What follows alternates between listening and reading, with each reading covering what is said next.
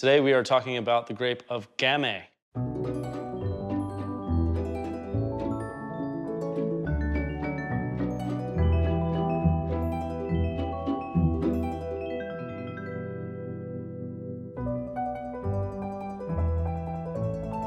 So Gamay is a light, thin-skinned red grape variety that's most famous in the region of Beaujolais, but it is grown in other places.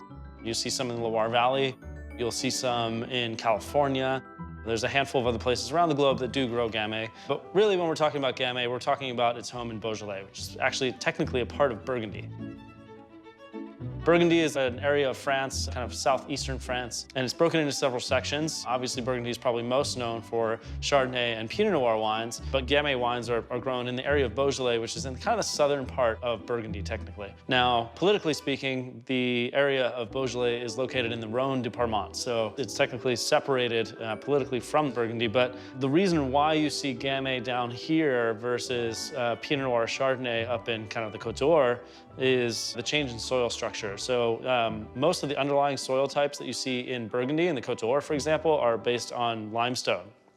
As you go further south, you start to get more into granitic soils. So in the Rhône de Parmont, you start to see much more of that granite coming through, which Gamay does really well on, and Pinot Noir and Chardonnay don't do as well on. So this is why you see a concentration of Gamay down here.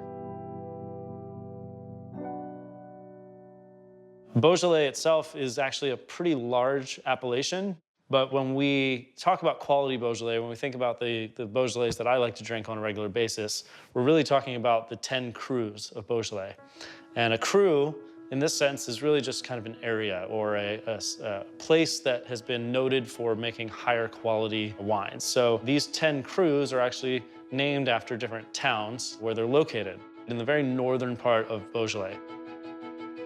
These 10 crus of Beaujolais make phenomenal wines, wines that you can drink every day, wines that, I like to drink on a very regular basis. And what's cool about it is these are wines that are really high in quality, and you can buy like great producer, great vineyard site, awesome vintage for pretty cheap. Really high quality Beaujolais you can get for 30, 35 bucks. So for me, that's a huge win. Now, sommeliers like myself have been kind of talking this game about Beaujolais for years now, and I think the general public is starting to catch on, so we are starting to see some of those prices go up, but generally speaking, Beaujolais is a tremendous value. So going back to Gamay in general, Gamay produces wines that are very aromatic, very light in body, tend to have higher levels of acidity, very low tannin structure. So the wines are really soft and kind of silky on the palate. If you're a fan of like Pinot Noir, for example, or if you like Grenache, or if you're geeky and you like Trousseau from the Jura, things like that, you're probably going to like Gamay, particularly the wines of Beaujolais as well. We've got a couple of different examples of Beaujolais here to taste. We're gonna start off with this one here, which is maybe the most infamous of all Beaujolais wines. This is the one and only Georges Duboeuf Beaujolais Nouveau 2019. So, we do need to acknowledge Beaujolais Nouveau, particularly from, this producer, because this is, for better or for worse, what helped to shape the perspective of what Beaujolais was, which is kind of a really inexpensive, cheap, fruity, low-quality swill with a pretty label. This is not really what Beaujolais is all about, but it is important for context. We've done a really good job over the last several years of changing people's minds about Beaujolais and really showcasing the quality of this region and what it's capable of. But I think it's still worth tasting, so let's give it a shot. Not excited about this, just for the record. So Beaujolais Nouveau is a little bit different than regular Beaujolais. You have a wine that is freshly fermented, that is bottled very quickly and then released into the market, which, most quality wines, you would ferment the wines and then age them for a certain amount of time, no matter what the vessel, you're gonna age the wine for a certain amount of time before you release it. 6 months is usually a decent time frame, if not longer. Whereas Beaujolais Nouveau, you're harvesting in, August or September, fermenting, going right into bottle, and then releasing in early November. It's also known for its method of fermentation, which is utilizing carbonic macerations.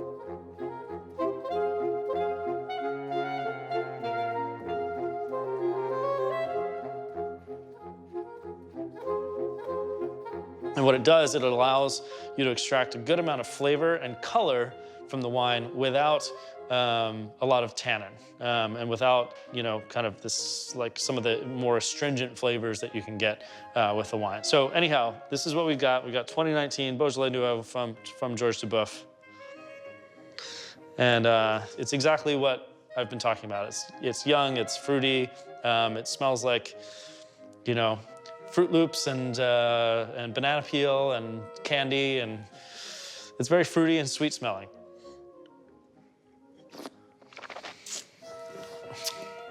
On the palate too, it's like got this like syrupy character to it. This particular wine is a wine I think for people who maybe aren't into wine yet. Maybe it's a really good like entry-level wine. It's for somebody that like, drinking something that's more dry or more astringent. Maybe that's off-putting for them.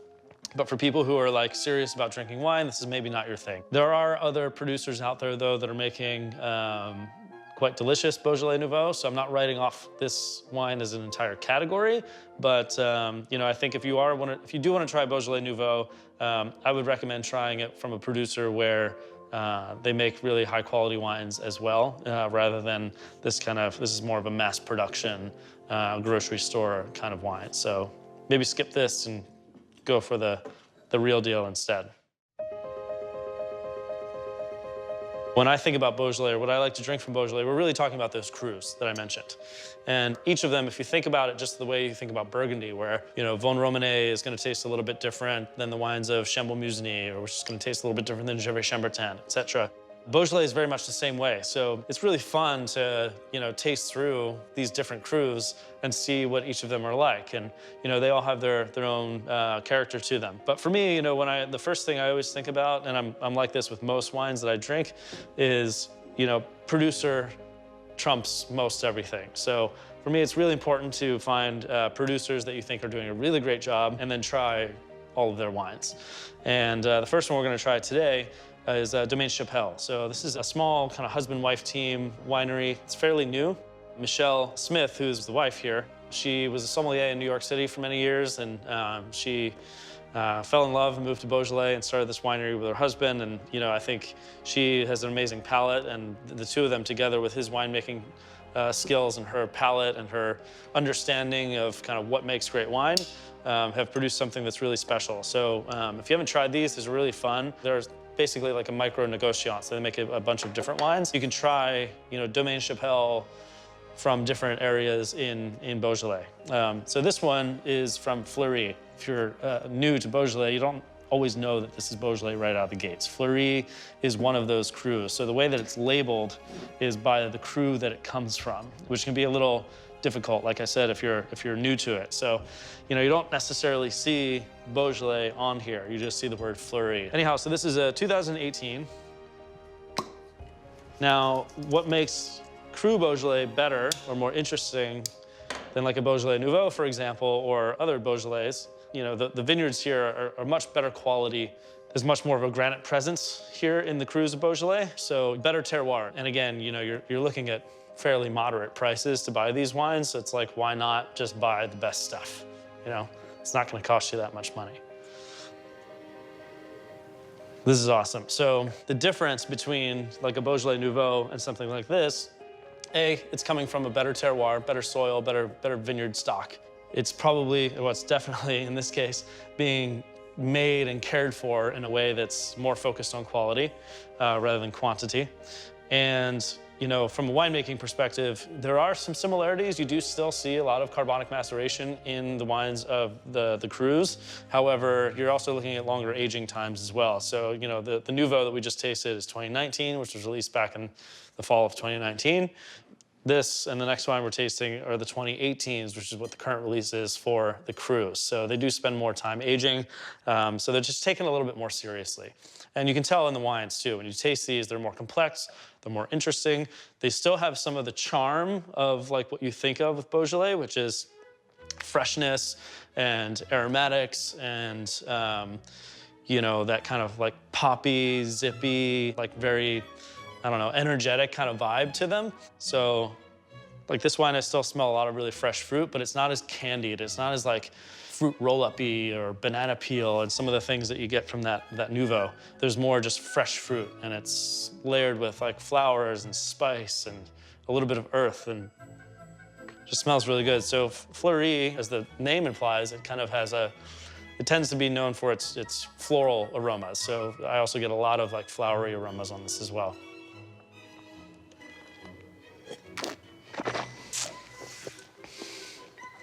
On the palate, super silky smooth. Doesn't have that like syrupy kind of texture that the first one had. Acid here is really great. What I love about these wines too is because they're so kind of low in tannin, the tannins are so soft, you can just chug these wines. These are like really drinkable, gulpable. I would even serve these with like a little bit of a chill. I think they're really great for that. So if you're looking for like a summertime red or something to drink, red wine to drink when it's warm outside, or maybe something that goes with more summery foods or like lighter foods, but you still want to drink red. You know, this performs really well with fish too. So if you're, you know, kind of one of the rules of food and wine pairing is tannic wines don't go well with fish because the oils and fish and the tannins of wine don't really match up well together. But because this is so low tannin, this is a wine you can use for pairing with fish too. So this is delicious. Rockstar juice, well done to the team there. I'm gonna take one more sip before we move on to the next one.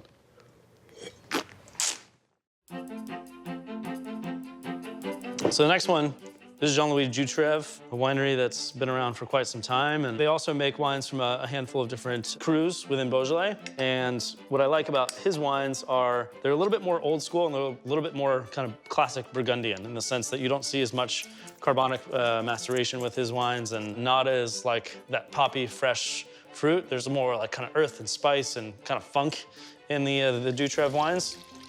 So a lot of people will kind of mention how that brings a little more authenticity to his wines, which, you know, may or may not be the case. For me, the point is, you know, do you like it and is it delicious? And if you like a little bit more of an earthy style, great. If you want something a little bit more fruity, maybe go with something else. This one is coming from the village of Bruy, which is one of the crus that is much further south. It's actually the furthest south. Within it is a smaller cru called the Côte de Bruy, which is just a little small hill.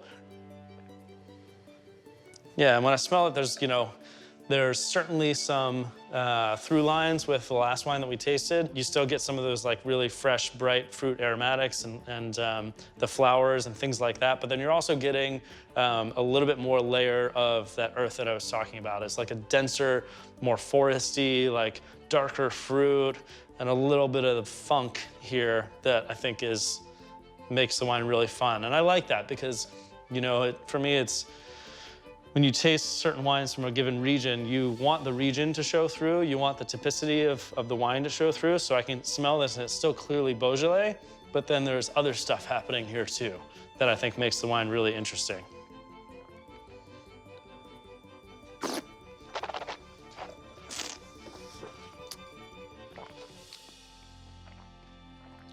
Also, super tasty on the palate. Something else you could chug, you know. Chill it down, drink it outside. Another really great one for that. This has a little bit more grip, like a little bit more intensity to it than the Chapelle wine did, but it's still equally as delicious. And, you know, I think as a roundup here, you know, Gamay, if you have a chance to try it, you know, like I said, if you're into Pinot Noir, if you're into Grenache, if you're into Trousseau, if you're into like lighter red wines, you know, you're looking for stuff to go with seafood, but you like to drink red wine, Gamay is definitely something to try. Try Gamay from anywhere. Try it from Australia, try it from California, try it from wherever you see it. But if you want to try the homeland stuff, the kind of the OG Gamay wines, it's Beaujolais, and these are some really good examples.